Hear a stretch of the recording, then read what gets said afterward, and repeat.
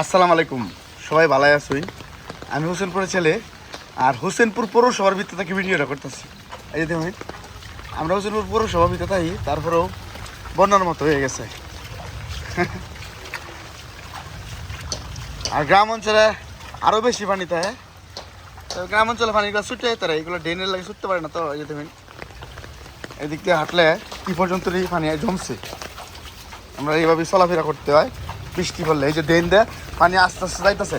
মূল কাহিনী হলো আমরা বন্যার মতো কবলে পড়ে গেছি। এই যে এটা মূল বিষয় হলো যে ড্রেনটা তো একটু চিপা, আর ড্রেনটা তো পানি যাওয়ার সময় লাগবে। এই যে ড্রেন দিয়ে আস্তে আস্তে পানি যাইতেছে, এই পানিটাকে আরো সামনে ড্রেনের মুখ আছে, এই মুখ দেখিয়া মাছ মলইয়া সরাসরি যাবো গা নদীর মধ্যে।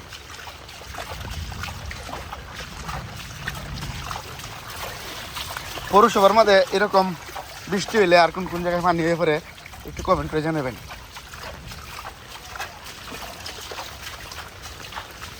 এটা একটা গলি, গলির ভিতর পানি।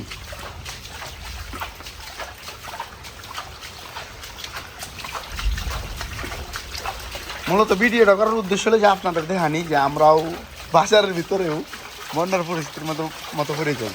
যারা বাসা একটু নিচে তারা বাসার তো পানি উঠেই, আমরা বাসা একটু উঠবে, হয়তো আমরা বাসা তো উঠে না, এই সিস্টেমে আর কি। তবে এই 1 ঘন্টা 1.5 ঘন্টার মধ্যে যাইবো গা। যদি ড্রেনগুলো পরিষ্কার থাকে তাহলে যাইবো গা, যদি পরিষ্কার না থাকলে আটকে থাকবো। কিছুদিন আগে পরিষ্কার আছেন না আটকে আছেন। আচ্ছা দেখাই কোন জায়গা থেকে এই পানিটা যায়।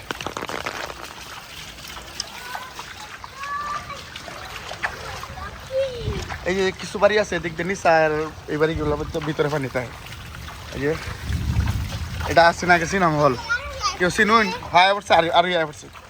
এই যে বাচ্চারা যাইতেছে, এই যে এদিক থেকে পানি গিয়া এই নিচল থেকে এই যে এই ড্রেন, এই ড্রেনের ভিতরে পানি গিয়ে একটা নদীর মধ্যে যায়। এদিক দিয়ে ড্রেন আছে, এটা নিচে তো ড্রেন, সব ড্রেন। আর এই যে সিনেমা হল মাদ্রাসা হয়েছে, কিন্তু তো অনেকে এক সময় একদম সিনেমা হল ছবি টবি দেখার লাগে। তার আমার বাসার সামনে একটা পরিস্থিতি দেখা দিলাম। ভিতরে আরেকটু পরিষ্কার থাকলে আরো বেশি বেশি পানি গেলে হইলে। দেখ ভিডিওটা কেমন লাগলে কমেন্ট করে জানাবেন, শেয়ার দিবেন, ফলো দিবেন, ইউটিউবতে দেখলে সাবস্ক্রাইব দিবেন, আর বেশি বেশি শেয়ার দিবেন যেন ভিডিওটা